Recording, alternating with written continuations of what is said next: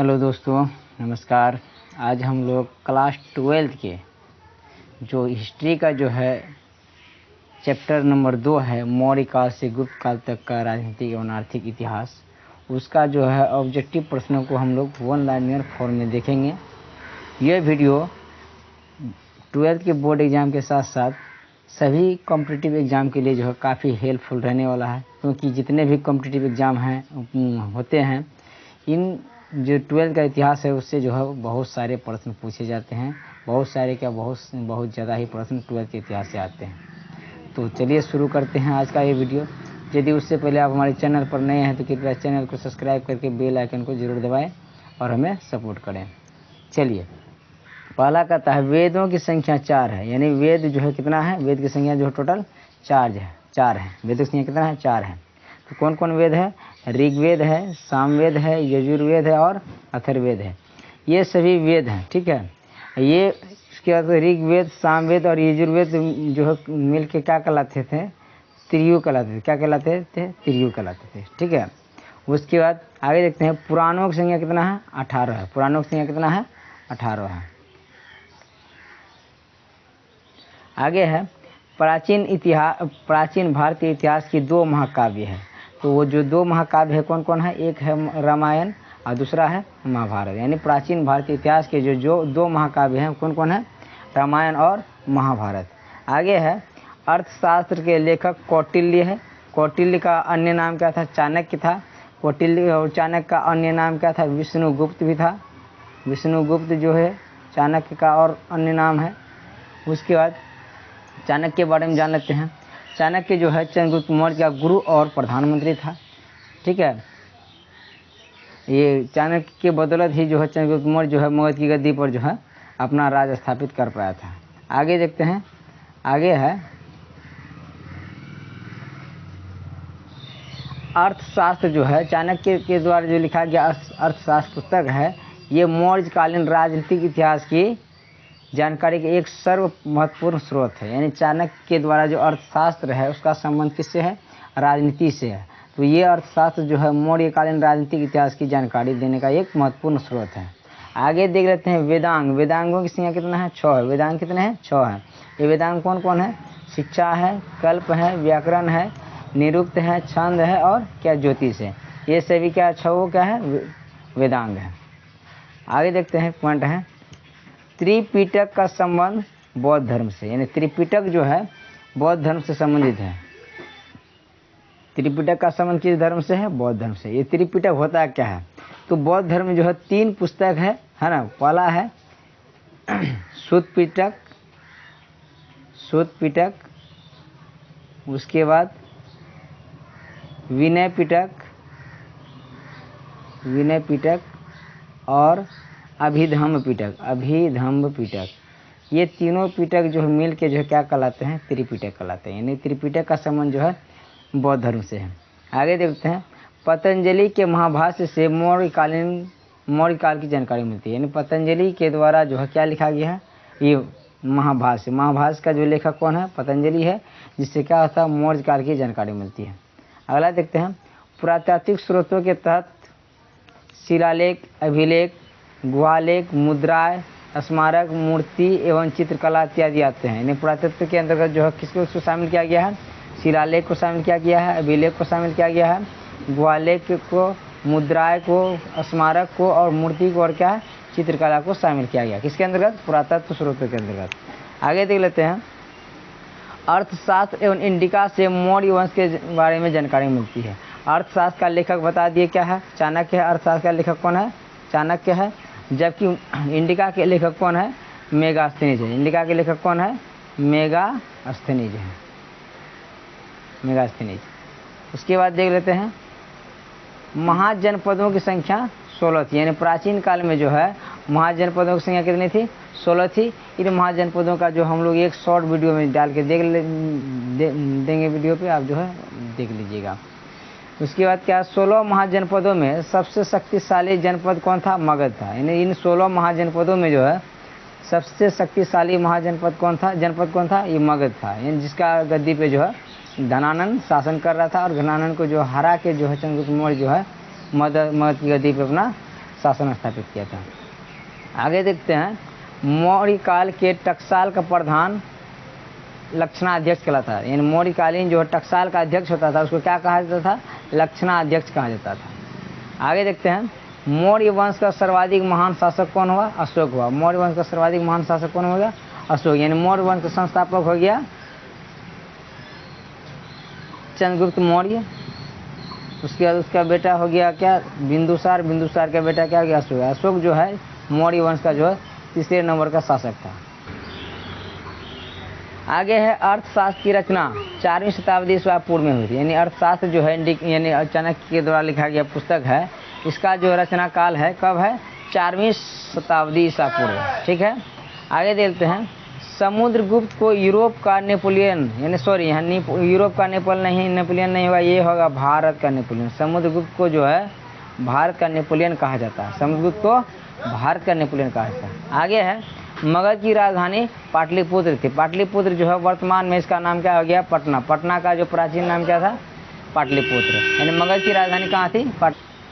आगे है, हर्यक वंश के तृतीय सम्राट उदयन थे। यानी हर्यक वंश का जो तृतीय सम्राट उदयन था, ये उदयन ही जो है ये पाटलिपुत्र नगर की स्थापना किया था। पाटलिपुत्र नगर का स्थापना जो है उदयन ने ही किया था। ठीक है, उदयन जो है हर्यक वंश के तृतीय सम्राट थे, यानी राजा थे। अगला सवाल है, आगे है, इंडिका की रचना मेगास्थनीज की थी। यानी इंडिका पुस्तक का जो रचना जो है कौन किया था? मेगास्थनीज ने किया था। आगे देखते हैं, शिशुनाग ने, यानी शिशुनाग वंश का जो शासनकाल हुआ था 412 ईस्वी पूर्व से लेकर 344 ईसा पूर्व तक। ठीक है, शिशुनाग ने पाटलिपुत्र से राजधानी परिवर्तित कर वैशाली को राजधानी बनाया था। यानी शिशुनाग जो था, शिशुनाग वंश का जो संस्थापक था शिशुनाग, वो जो है पाटलिपुत्र को जो है स्थानांतरित करके जो है मगध की राजधानी कहाँ बना दिया था? वैशाली बना दिया था। यानी मगध की राजधानी जो है शिशुनाग के समय में जो है पाटलिपुत्र नहीं था, कहाँ पे था? वैशाली था। आगे देखते हैं, शिशुनाग का पुत्र कालाशोक ने पुनः पाटलिपुत्र को ही राजधानी बनाया था। यानी शिशुनाग का पुत्र कौन था? कालाशोक। कालाशोक जो है वैशाली से हटा के राजधानी फिर कहाँ कर दिया? ये पाटलिपुत्र कर दिया। ठीक है, लेकिन शिशुनाग ने जो पाटलिपुत्र से राजधानी परिवर्तित करके कहाँ कर दिया था? वैशाली कर दिया था। और शिशुनाग का पुत्र जो है कालाशोक, वह जो है वैशाली से राजधानी कहाँ ट्रांसफर कर लिया? पाटलिपुत्र कर लिया। ठीक है, आगे देखते हैं, ह्वेनसांग ने 80 स्तूपों को स्वयं अपनी आंखों से देखा। स्तूप क्या होता है? यानी बौद्ध धर्म का। स्तूप का संबंध जो है बौद्ध धर्म से। कौन धर्म से है? बौद्ध धर्म से। स्तूप जो है बौद्ध धर्म से संबंधित है। यानी स्तूप को जो है ह्वेनसांग ने 80 स्तूपों को जो अपने आंखों से देखा था। तक्षशिला शिक्षा के प्रधान केंद्र था। यानी प्राचीन काल में जो है तक्षशिला है, जो अभी पाकिस्तान में चले गया है, प्राचीन काल में जो है शिक्षा का सबसे महत्वपूर्ण केंद्र था। उसके बाद चंद्रगुप्त मौर्य स्वयं तक्षशिला का ही छात्र था। चंद्रगुप्त मौर्य जो था, जो मौर्य वंश का संस्थापक हुआ, वो जो है स्वयं जो है तक्षशिला विश्वविद्यालय का जो छात्र था। और वो तक्षशिला विश्वविद्यालय का आचार्य था कौन? वे है चाणक्य। चाणक्य ही जो है चंद्रगुप्त मौर्य को जो है घनानंद के खिलाफ जो है रेडी किया था। आगे देखते हैं, भारत पर आक्रमण करने वाला सर्वप्रथम शासक डेमेट्रियस था। यानी भारत पर आक्रमण करने वाला सर्वप्रथम शासक कौन था? डेमेट्रियस था। ठीक है, आगे देखते हैं, मिनांडर की राजधानी सकल, यानी जिसको क्या बोलते हैं? सियालकोट। सियालकोट कहाँ चले गया है? पाकिस्तान में। यानी मिनांडर की राजधानी कहाँ थी? सियालकोट थी। आगे देखते हैं, पुलुमावी का विवाह रुद्रदामन के पुत्री से हुआ था। यानी पुलुमावी का जो विवाह किससे हुआ था? रुद्रदामन के पुत्री से हुआ था। किससे? रुद्रदामन के पुत्री से। आगे देखते हैं, कुषाण वंश का महानतम शासक कौन था? कनिष्क था। यानी कुषाण वंश का यानी सबसे महान शासक कौन था? कनिष्क था। और मौर्य वंश का सबसे महान शासक जो है अशोक था। ठीक है, आगे देखते हैं, आगे है, चीन से 2 राजकुमार भारत आए थे, जिन्होंने भारत में नाशपाती एवं आड़ू की खेती आरंभ की थी। यानी चीन से जो 2 राजकुमार आए थे भारत, जिसने क्या किया था? नाशपाती और आड़ू का खेती करने का जो है शुरुआत किया था। कहाँ पे? भारत में। कहाँ से आके? चीन से आके।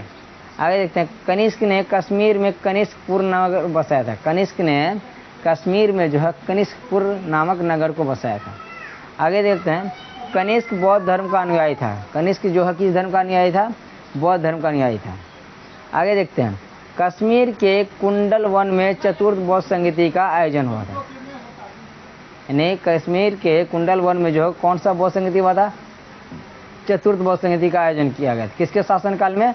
ये कनिष्क के शासनकाल में। ठीक है, आगे देखते हैं।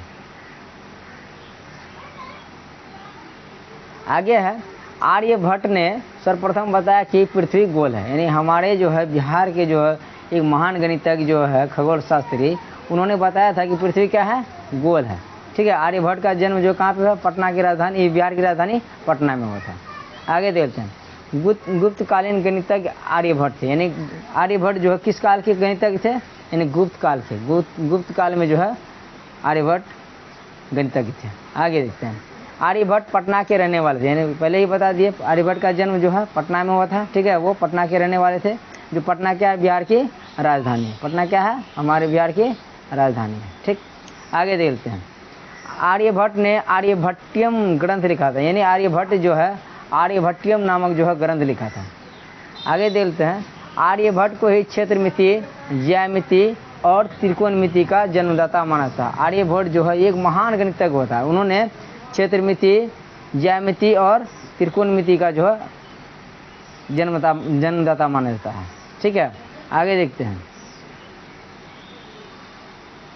वराहमिहिर मगध के निवासी थे। वराहमिहिर कहाँ के निवासी थे? मगध के निवासी थे, मगर बाद में उज्जैन आ गए थे। यानी लेकिन मगध का तो निवासी था, लेकिन बाद में क्या हो गया था? उज्जैन आ गया था। उज्जैन कहाँ पे है? मध्य प्रदेश में। आगे देखते हैं, गुप्त काल के प्रसिद्ध मंदिर एरन का विष्णु मंदिर सागर यानी मध्य प्रदेश, तिगवा का विष्णु मंदिर जबलपुर मध्य प्रदेश, और नसना कुठार का पार्वती मंदिर आजमगढ़ मध्य प्रदेश, और भुमरा का शिव मंदिर सतनाम मध्य प्रदेश, सिरमपुर का लक्ष्मण मंदिर रायगढ़ छत्तीसगढ़, और देवगढ़ का दशावतार मंदिर ललितपुर उत्तर प्रदेश है। यानी गुप्त काल के जो प्रसिद्ध मंदिर है कौन कौन है? पहला है एरन का विष्णु मंदिर जो कहाँ पे है? सागर कहाँ पे है? मध्य प्रदेश में। ठीक है, उसके बाद तिगवा का विष्णु मंदिर, ये भी कहाँ है? जबलपुर मध्य प्रदेश में। ठीक, उसके बाद नचना कोठार का पार्वती मंदिर, ये कहाँ पे?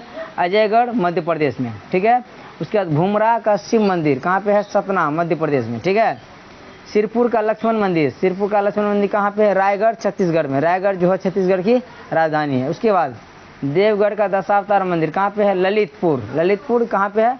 उत्तर प्रदेश में। ये सारे जो है ये क्या है? गुप्तकालीन प्रसिद्ध मंदिर है। ठीक है, आगे देख लेते हैं,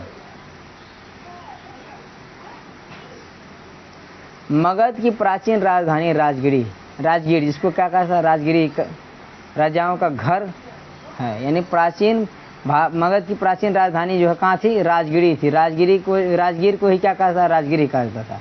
इसका अर्थ होता था राजाओं का घर। ठीक है, राजगीर 5 पहाड़ों की श्रृंखला से घिरा हुआ है। राजगीर कितने पहाड़ों से घिरा हुआ है? 5 पहाड़ों की श्रृंखला से घिरा हुआ है। उसके बाद देखते हैं जनपद जो है शब्द प्राकृत और संस्कृत दोनों भाषाओं में प्रयोग किया जाता है। जनपद शब्द जो है इसका प्रयोग प्राकृत भाषा में भी किया जाता है और संस्कृत भाषा में प्रयोग किया जाता है।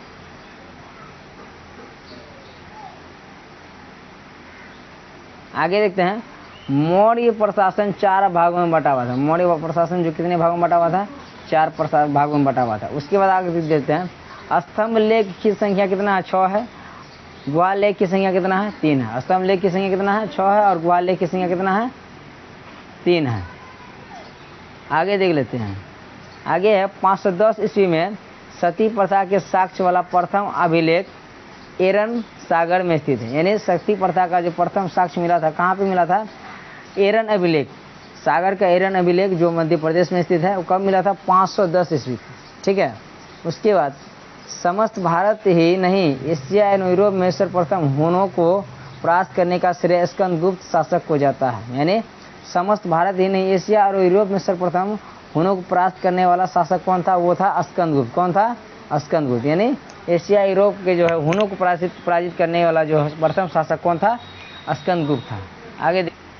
आगे देखते हैं, पाटलिपुत्र नगर गंगा नदी के किनारे एक समांतर चतुर्भुज के रूप में फैला हुआ है। यानी पाटलिपुत्र नगर की स्थापना जो है गंगा नदी के किनारे किया गया है। किसके द्वारा किया गया है?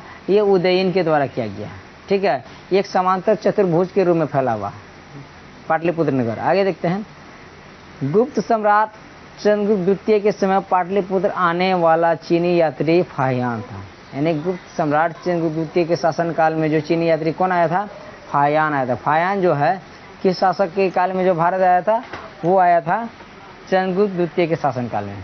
आगे देखते हैं, कन्नौज के राजा हर्षवर्धन के शासनकाल में जब चीनी यात्री ह्वेनसांग भारत आए थे। ठीक है, लेकिन कन्नौज के राजा हर्षवर्धन के शासनकाल में जो है ह्वेनसांग भारत आए थे। ठीक है, लेकिन चंद्रगुप्त द्वितीय के शासनकाल में जो कौन आया था भारत, फायान आया था, और हर्षवर्धन के शासनकाल में ह्वेनसांग आए थे। ये दोनों जो है चीनी यात्री थे। आगे देखते हैं, प्रयाग प्रशस्ति में, यानी प्रयाग प्रशस्ति की रचना जो हरिसेन ने किया। ठीक है, प्रयाग प्रशस्ति में अशोक, समुद्रगुप्त एवं जहांगीर के लेख उत्कीर्ण है। प्रयाग प्रशस्ति में किसका लेख उत्कीर्ण है, अशोक का, समुद्रगुप्त का और जहांगीर का। आगे देखते हैं, लौकिक साहित्य के अंतर्गत ऐतिहासिक, अर्ध ऐतिहासिक ग्रंथ और जीवनियों को लिया जाता है। यानी लौकिक साहित्य के अंतर्गत जो है किसको शामिल किया गया है, ऐतिहासिक, अर्ध ऐतिहासिक और जीवनी को जो शामिल किया जाता है। प्रयाग प्रशस्ति की रचना हरिसेन ने की है। प्रयाग प्रशस्ति नाम जो ग्रंथ है, इसका रचना कौन किया है, हरिसेन ने किया है। आगे देख लेते हैं, पाटलिपुत्र नगर की स्थापना उदयन ने गंगा, सोन, पुनपुन, जिसको गंडक नदी भी कहा जाता है, के संगम पर किया है ना। पाटलिपुत्र नगर की स्थापना जो किन किन नदी के संगम पर किया गया है, गंगा, सोन और पुनपुन नदी के संगम। संगम क्या होता है, ये तीनों नदी जो आपस में आगे जहाँ पे मिलती है उसको क्या बोलते हैं, संगम। इसी संगम के जो तट पे जो है उदयन ने पाटलिपुत्र नगर नामक का स्थापना किया था। अगला सवाल आगे देखते हैं, पाटलिपुत्र का वर्तमान नाम क्या है, पटना है। पटना जो है वर्तमान बिहार की राजधानी है। अगला देख लेते हैं, समुद्रगुप्त का राज कवि कौन था, हरिसेन था। समुद्रगुप्त का राज कवि कौन था, हरिसेन था। आगे देखते हैं, एरन का विष्णु मंदिर यानी सागर मध्य प्रदेश में स्थित। इसका बात पहले हम लोग कर चुके हैं, यानी मध्य प्रदेश में कौन कौन जो गुप्तकालीन मंदिर है वो लोग हम देख लिए थे उसको। एरन का विष्णु मंदिर जो है सागर मध्य प्रदेश में स्थित है। भारत का नेपोलियन किसको कहा था, समुद्रगुप्त को कहा था। यानी नेपोलियन को जो भारत का समुद्रगुप्त को जो है नेपोलियन, भारत का नेपोलियन कहा जाता है। ठीक, उसके बाद जनपद का शाब्दिक अर्थ होता है जहाँ लोग अपना घर बनाते हैं। जनपद का क्या अर्थ होता है, यहाँ दो होगा। जनपद का अर्थ क्या होता है, जहाँ लोग अपना घर बनाकर रहते हैं उसी को हम लोग क्या बोलते हैं, जनपद बोलते हैं। आगे देखते हैं, अशोक का आज भी धम्म प्रासंगिक है। यानी धम्म की शुरुआत जो है किसने किया था, अशोक ने किया था। धम्म की शुरुआत जो है किसने किया था, अशोक ने किया था। आगे देखते हैं, मौर्य साम्राज्य का प्रथम शासक चंद्रगुप्त मौर्य था। यानी मौर्य साम्राज्य का जो प्रथम शासक था कौन था, चंद्रगुप्त मौर्य। चंद्रगुप्त मौर्य का जो पुत्र हुआ बिंदुसार, बिंदुसार का जो पुत्र हुआ अशोक। अशोक जो है मौर्य वंश का सबसे महानतम शासक हुआ।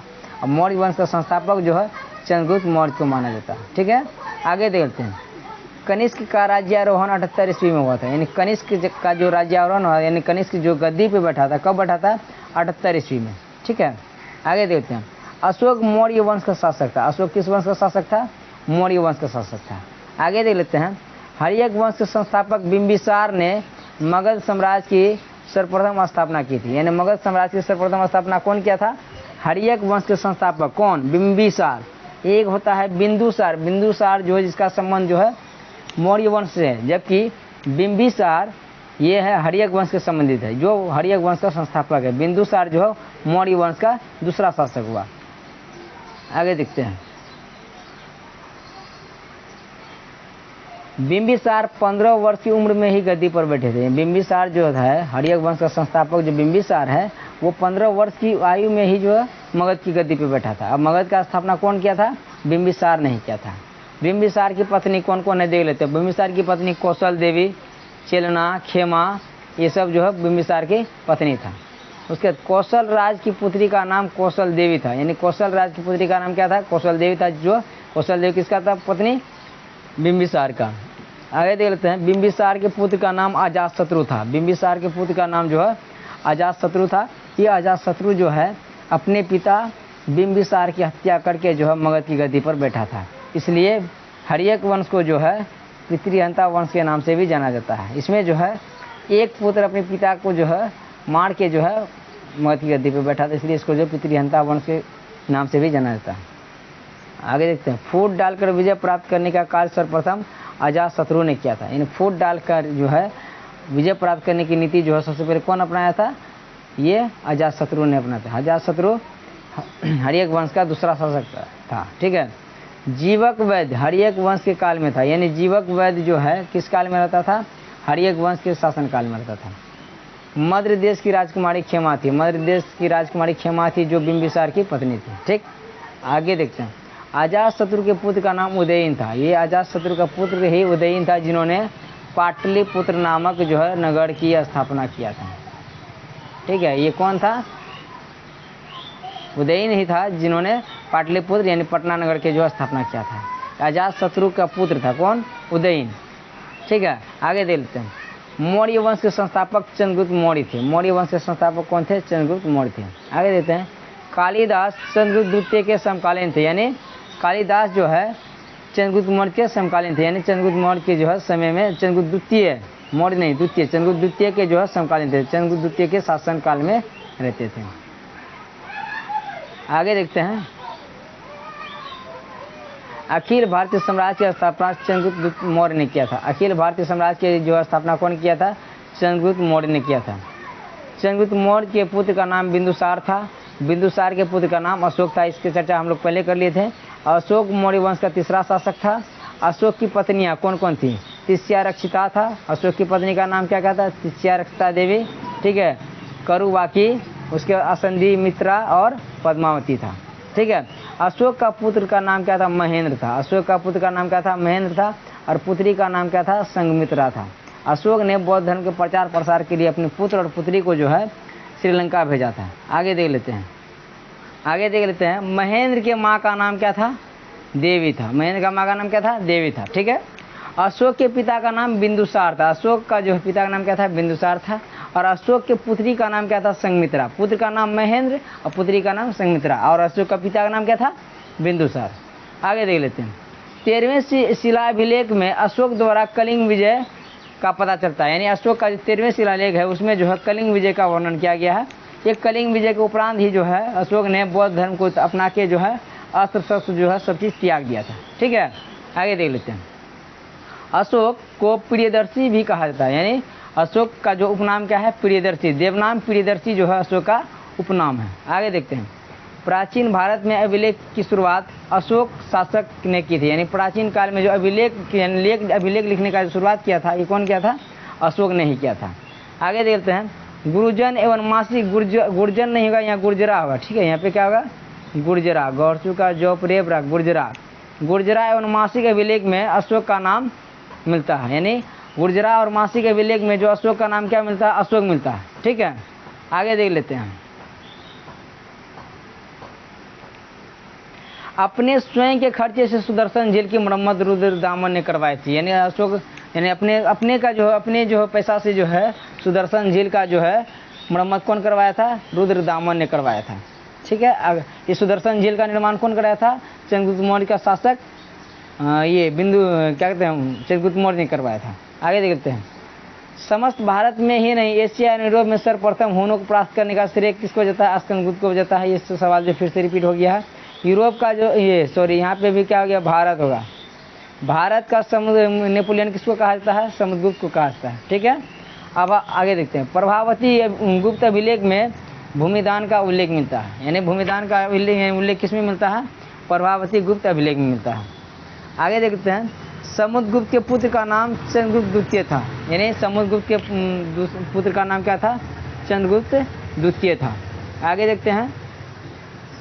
भूमि अनुदान से संबंधित प्रथम अभिलेख सातवाहन काल का है, यानी भूमि दान से संबंधित अभिलेख जो किस काल का है? सातवाहन काल का है। ठीक है, आगे देखते हैं। कौटिल्य की कृति अर्थशास्त्र है, यानी अर्थशास्त्र का जो लेखक है कौन है? कौटिल्य यानी चाणक्य है। आगे देखते हैं। मेगास्थनीज भारत के चंद्रगुप्त मौर्य के दरबार में आया था। मेगास्थनीज जो है यूनानी राजदूत था और इसको जो है सेल्यूकस निकोटर ने भेजा था। सेल्यूकस निकोटर जो है ये सिकंदर का सेनापति था। बाद में सेल्यूकस निकोटर और ये चंद्रगुप्त मौर्य में युद्ध हुआ, जिसमें सेल्यूकस निकोटर जो है हार गया और अपनी पुत्री का जो विवाह जो है चंद्रगुप्त मौर्य के साथ में करवा दिया, जिसके स्वरूप उपहार स्वरूप जो है चंद्रगुप्त मौर्य ने अपने ससुर यानी सेल्यूकस निकोटर को जो है 500 हाथी जो है उपहार में दिया था। कितना हाथी? 500 हाथी उपहार में दिया था। आगे देखते हैं। समुद्रगुप्त की जानकारी प्रयाग प्रशस्ति से होती है। समुद्रगुप्त का जो जानकारी किससे होता है? हरिसेन के द्वारा जो लिखा गया है प्रयाग प्रशस्ति, उससे होता है। हरिसेन जो है प्रयाग प्रशस्ति का जो है रचनाकार है। ठीक है, आगे देखते हैं। अभिज्ञान शाकुंतलम का रचनाकार जो है कौन है? कालिदास है। अभिज्ञान शाकुंतलम का जो रचनाकार कौन है? कालिदास है। आगे देखते हैं। धम्म महामात्रों को अशोक ने नियुक्त किया था, यानी धम्म महामात्रों की नियुक्ति किसने किया था? अशोक ने किया था। और धम्म की शुरुआत जो है अशोक ने ही किया था। आगे देख लेते हैं। अर्थशास्त्र एवं इंडिका से मौर्य वंश के बारे में जानकारी मिलती है, इसका चर्चा हम लोग पहले कर लिए हैं। आगे देख लेते हैं। एलोरा में कैलाश मंदिर राष्ट्रकूट वंश से निर्मित कराया था। एलोरा का जो कैलाश मंदिर है उसका निर्माण कौन कराया था? राष्ट्रकूट वंश के शासकों ने करवाया था। आगे देखते हैं। पंचचीन वाले सिक्के चांदी और तांबे के बने होते थे। पंचचीन वाले सिक्के जो था किससे बना होता था? चांदी और तांबा का बना होता था। आगे देखते हैं। तक्षशिला विश्वविद्यालय पाकिस्तान में स्थित है। तक्षशिला विश्वविद्यालय जो प्राचीन काल का जो शिक्षा का महत्वपूर्ण केंद्र था, जिसका जो है स्टूडेंट चंद्रगुप्त मौर्य रह चुका था, और उसका जो आचार्य था कौन था? चाणक्य था। ये तक्षशिला विश्वविद्यालय जो है अभी वर्तमान कहाँ पे है? पाकिस्तान में है। आगे देखते हैं। अजंता की गुफा 17वीं शताब्दी में माता एवं शिशु मंदिर के चित्र से मिले हैं। अजंता की गुफा जो है 17वीं शताब्दी में माता और शिशु मंदिर के चित्र से मिले हैं। आगे देखते हैं। मथुरा में कनिष्क के सर्वहीन प्रतिमा मिली है। सिरविहीन, ठीक है। मथुरा में जो कनिष्क का जो सिरविहीन प्रतिमा मिला, यानी बिना सिर का जो प्रतिमा मिला, कहाँ पे? मथुरा में। किसका? कनिष्क का। आगे देखते हैं। सांची का मंदिर एवं एरन का विष्णु मंदिर गुप्त काल का है। ठीक है, क्या है? सांची का मंदिर और एरन का विष्णु मंदिर जो है किस काल से निर्मित है? गुप्त काल से। आगे देखते हैं। यूरोप देश की युवतियाँ भारतीय मलमल की दीवानी थी, यानी यूरोप देश की युवतियाँ जो है भारतीय मलमल, यानी मलमल का एक कपड़ा है उसका दीवाना था, यानी उसका जो है यानी ज़्यादा यानी पसंद करता था मखमल के कपड़े को। आगे देख लेते हैं। सुत्त पिटक का संबंध बौद्ध धर्म से है। सुत्त पिटक का संबंध जो है बौद्ध धर्म से है, अभी पहले ही हम लोग बात कर चुके हैं। मलविकाग्निमित्र कालिदास की रचना है। मलविकाग्निमित्र जो है किसकी रचना है? कालिदास की रचना है। आगे देखते हैं। मलविकाग्निमित्र से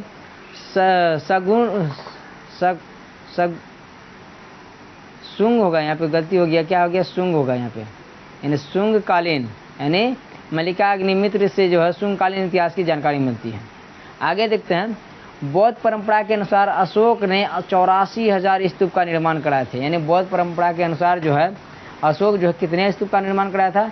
84,000 अभिलेख का निर्माण कराया था। तो दोस्तों आज ये दूसरा चैप्टर हम लोग देखे हैं। इसी तरह से हम जो है कंटिन्यू करते रहेंगे, डेली बेसिस जो है हम लोग इस तरह से करेंगे। ये वीडियो जो सभी कॉम्पिटिटिव एग्जाम के साथ साथ जो 12th का बोर्ड एग्जाम है उसके लिए काफ़ी हेल्पफुल रहने वाला है। कृपया इस वीडियो को लास्ट तक देखें और चैनल को जरूर सब्सक्राइब करें। तब तक के लिए धन्यवाद। जय हिंद, जय भारत।